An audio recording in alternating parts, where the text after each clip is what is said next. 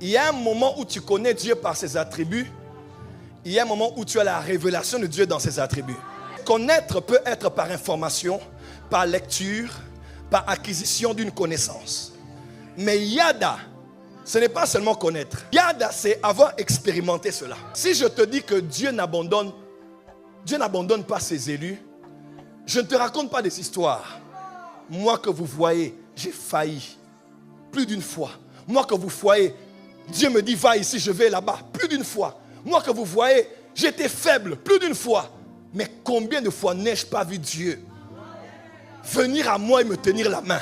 Frère, quand nous marchons main dans la main avec Dieu, il est possible que ta main se fatigue. Il est possible qu'à force de marcher et des sollicitations de la vie, tu aies envie de lâcher sa main pour toucher un peu ici, toucher un peu là-bas.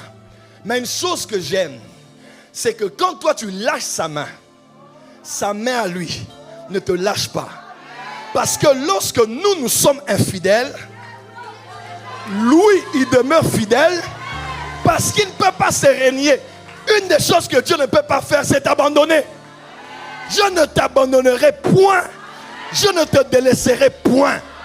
Dès ton enfance, je t'ai pris en charge. Jusqu'à ta vieillesse, je serai avec toi.